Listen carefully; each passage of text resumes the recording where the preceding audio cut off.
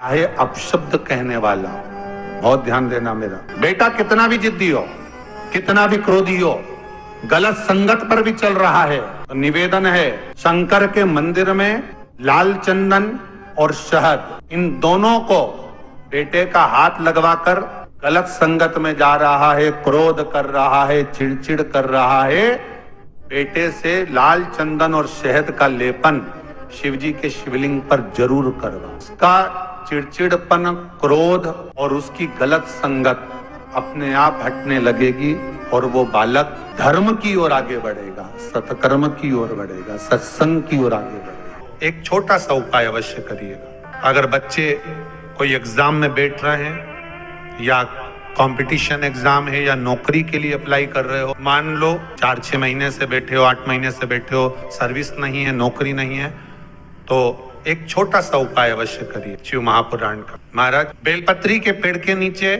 विराजमान होकर, बेलपत्री के पेड़ के नीचे जिसको नौकरी के लिए या एग्जाम में बैठ रहा है वो जल चढ़ाए, बेलपत्री के पेड़ के नीचे थोड़ा सा दूध चढ़ाए, फिर जल चढ़ाए और अपने राइट भाग में घी का दिया और अपने लेफ्ट भाग में तेल का दिया, एक बार लगा दे। उसके बाद में अपनी कामना कर कर बेलपत्री के पेड़ के नीचे धोख लगाकर प्रणाम कर कर जाए और चले जाए इंटरव्यू के लिए, बाबा उत्तीर्ण करा ही देगा, नौकरी दिला ही देगा। बहुत ध्यान दें, जिस व्यक्ति को माइग्रेन की बीमारी होती है, आधा सिर दुखता ही रहता है, सिर पर से दुखे, कभी यहाँ से दुखे, कभी यहाँ से दुखे, कभी यहाँ से दुखे, कभी भुकुटी दुखे, उसको एक ही काम करना चाहिए, शिव मंदिर में भगवान शंकर को 7 लौंग समर्पित कर देना चाहिए। 7 या 5 लोग शंकर भगवान को समर्पित कर दें। किस जगह पर समर्पित करना है? जहां शंकर भगवान की बेटी अशोक सुंदरी का स्थान, आपको बताया अपना कथा में, जहां पर शंकर भगवान की 6 लड़कियां हैं, उसमें सबसे छोटी लड़की अशोक सुंदरी का जहां स्थान है, उस जगह पर लौंग समर्पित कर दें और उस लौंग को उठा कर लिया, एक एक कर लौंग को सुबह के समय बिना मुंह धोए दरवाजे की देहली पर या शंकर मंदिर की देहली पर बिना मुंह धोए, बिना स्नान के उसको चबा चबा कर खा लेना। एक एक लोगों को एक दिन, आज एक खाली, कल दूसरे दिन खाली, तीसरे दिन खाली, सुबह। महाराज जिंदगी में कभी सिर दर्द नहीं होता, कभी माइग्रेन की बीमारी। जिस लड़का लड़की का विवाह नहीं होता ना, सोमवार के दिन उसको शमी पत्र के नीचे बिठाकर और शमी के वृक्ष के नीचे बिठाकर शमी वृक्ष के जड़ की मिट्टी का तिलक लगाकर हाथ में शमी वृक्ष के हाथ में लड़का या लड़की की हल्दी लगाकर शमी वृक्ष पर छापे लगाकर और वहीं पर उसका मीठा मुंह करा दिया जाता है, तो 3 महीने में विवाह हो जाता है। कोई कार्य ऐसा हो गया हो कि आप बहुत मेहनत कर रहे हो, सफलता नहीं मिल रही हो, लक्ष्मी प्रवेश नहीं कर रही हो, तो महाराज बेल का जो फल होता है, उस फल के अंदर का जो गुर्दा होता है, बेल के फल का अंदर का जो भाग होता है गुर्दा, उसको लेकर घर पर आओ और सुखा लो। सुखाने के बाद उसको जलाओ, जलाकर उसकी भस्म तैयार करो। उस भस्म को अच्छा बढ़िया पीस लो, पीस कर कपड़े से छान लो। उसको छान कर जब आप शंकर भगवान का पूजन करने के लिए शिव मंदिर में जाएं, महाराज किसी भी 5 प्रदोष या 5 सोमवार या सोमवार की अष्टमी पड़ जाए उस दिन थोड़ी सी भस्म लेकर जब जाएं घर से, उसमें से थोड़ी सी भस्म बेलपत्री के पेड़ के नीचे श्री कुंदकेश्वर महादेव का नाम लेकर चढ़ा दें। क्या नाम लेना है? कुंदकेश्वर। उसी में से थोड़ी सी भस्म जो बेलपत्री के वृक्ष के नीचे आपने चढ़ाई या बेलपत्री के वृक्ष की जड़ में चढ़ाई, उसको लेकर आओ और वही वृक्ष माता पार्वती का नाम लेकर भगवान शंकर के ऊपर चढ़ा दो और अपनी मनोकामना कर कर 1 लोटा पानी शिव पर समर्पित कर दो, चुटकी भर बस। और बाबा चाहेगा कि आपका जो लक्ष्मी रुकी हुई है या व्यापार नहीं चल रहा या कार्य नहीं हो रहा, तो बाबा धक्का लगा ही देगा। कैसे ही लगाए? शंकर भगवान को भस्म अति प्रिय है। बेलपत्री किसका प्रतीक है? माता जम्मा जगत जननी जगदम्बा। आप लोगों ने अभी नवरात्रे गए हैं तो नवरात्रे में दर्शन किया होगा। माता का जहाँ यज्ञ होता है, सप्तसती से यज्ञ हो, चाहे माँ अम्बे जगदम्बा का जो यज्ञ होता है, उसमें बेले के फल की भी आहुति लगती है। उस भस्म की बड़ी प्रबलता। बेल का जो गुर्दा होता है, उस गुर्दे की जो भस्म तैयार कर जाती है, उसका बड़ा महत्व है। मनवांछित फल की कामना, आप जिस कामना के लिए कर रहे हो, विवाह के लिए नौकरी के लिए, सर्विस के लिए, व्यापार के लिए, रोग मुक्ति के लिए आप जिस कामना से कर रहे हैं। महाराज बेलपत्री के वृक्ष के नीचे बैठकर हाथ में एक बेलपत्र का पत्ता रखकर आप पंचाक्षर मंत्र नमः शिवाय, ओम नमः शिवाय या श्री शिवाय नमस्तुभ्यम या महामृत्युंजय मंत्र का स्मरण कर रहे हो, पर डंडी का भाग अपनी ओर, बेलपत्र की बीच वाली पत्ती का भाग बीच वाली उंगली की ओर रखकर अगर आप स्मरण कर रहे हैं और अपनी कामना कर कर बेलपत्री के वृक्ष के नीचे बैठकर उस पत्ते को सम्मुख रखकर बाबा से विनय कर कर एकांत में उस बेलपत्री के वृक्ष की छांव में आप कामना कर कर उस पत्ते को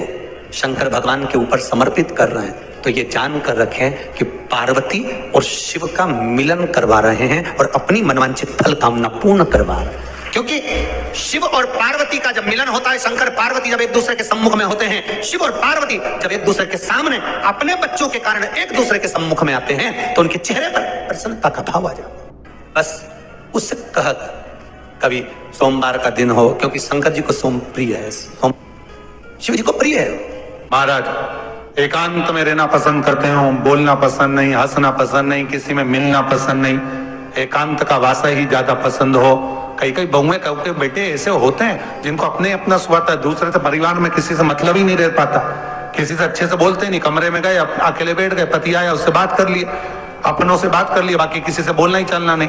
तो उसके लिए भी गन्ने का जो रस होता है, महाराज गन्ने का जो रस होता है, उस रस में सफेद तिल्ली को पीस कर जो व्यक्ति का स्वभाव अपने को सुधारना है, सब में मिलनसान करना है, तो शंकर भगवान के शिवलिंग के बीच में जो असुख सुंदरी का स्थान होता है, वहां पर उस जल को चढ़ा दिया जाता है, उस रस को समर्पित करा जाता है। लक्ष्मी और पार्वती, इन तीनों ने तप कर कर, साधना कर कर ब्रह्मदेव को, भगवान विष्णु को और भगवान शंकर को प्राप्त किया, और तीनों ने प्राप्त कर कर तीनों देवताओं से वर मांगा कि वर हमको ऐसा दीजिए कि हमारे तप साधना का फल नारी को तीज के दिन प्राप्त हो जाए। अब देखिए जरा, एक ही व्रत से, एक ही उपवास से उसको संपूर्ण तप साधना का फल प्राप्त हो रहा, संपूर्ण तप साधना का फल उसको मिल रहा, मात्र एक व्रत से, केवल एक व्रत कर रहे हो, संपूर्ण तप साधना का फल उसको प्राप्त हो रहा है। ऐसा कोई व्रत, ऐसी कोई साधना, ऐसा कोई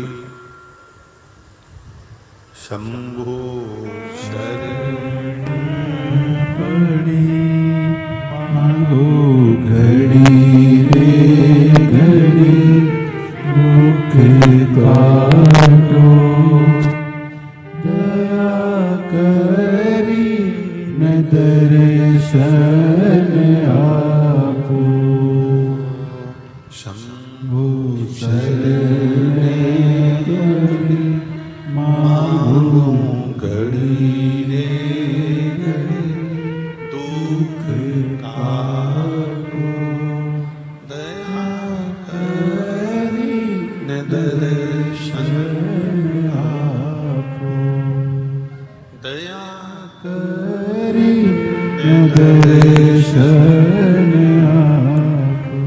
तो ब्रह्माणी ने ब्रह्मदेव से मांगा, लक्ष्मी जी ने भगवान विष्णु से मांगा, पार्वती जी ने भगवान शिव से मांगा कि ऐसा वर दे दीजिए जिस वर से एक ही व्रत करने से संपूर्ण फल की प्राप्ति हो जाए, संपूर्ण फल मिल जाए। ऐसा एक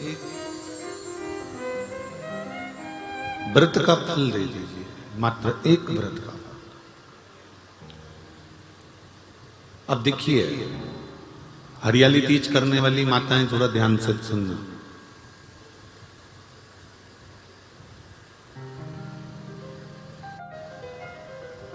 हरियाली तीज जब माताएं करती हैं तो एक हरियाली तीज, एक गणगौर की तीज, ये 2 तीज के व्रत ऐसे होते हैं जिसमें जब माताएं करती हैं तो उस समय पर उमा, ब्रह्मणी और लक्ष्मी,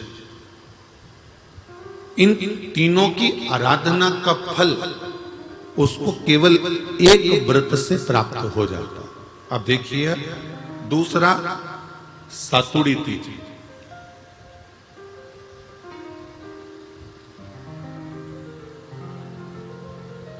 इसमें उमा और महेश्वर, उमा और महेश, ब्रह्मणी और लक्ष्मी,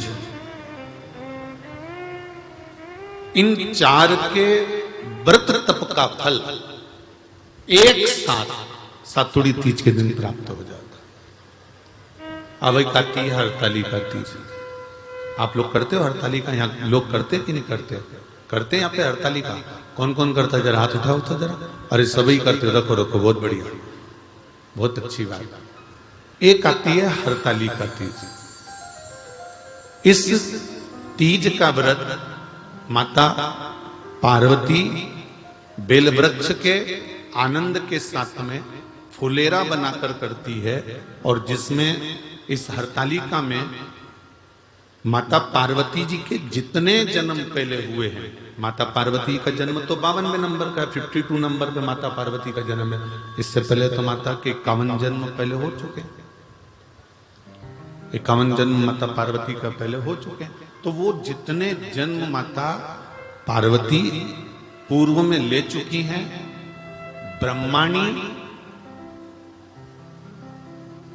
जितनी बार ब्रह्मदेव के साथ में विराजमान हो चुकी हैं, इंद्राणी जितनी बार इंद्र के साथ विराजमान हो चुकी हैं, और लक्ष्मी चाहे वो राधा के रूप में हो, चाहे वो रुक्मणी के रूप में हो, चाहे वो सतभामा के रूप में हो, चाहे वो यमुना के रूप में हो, चाहे वो गंगा के रूप में हो, जितनी बार माता लक्ष्मी ने रूप धारण करे हैं वो सब रूप में,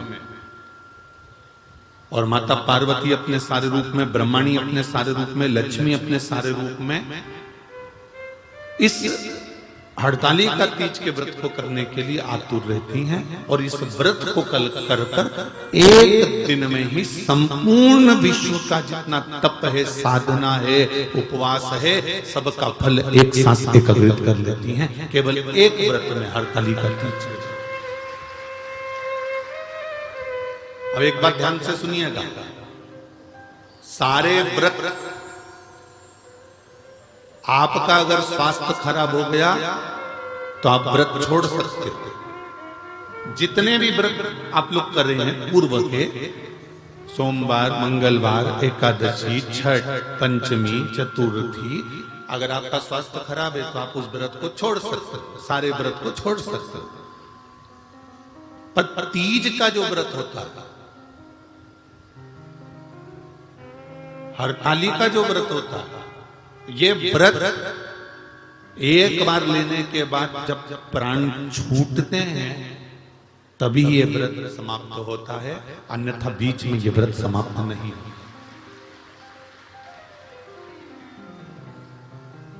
ये व्रत समाप्त होता ही नहीं।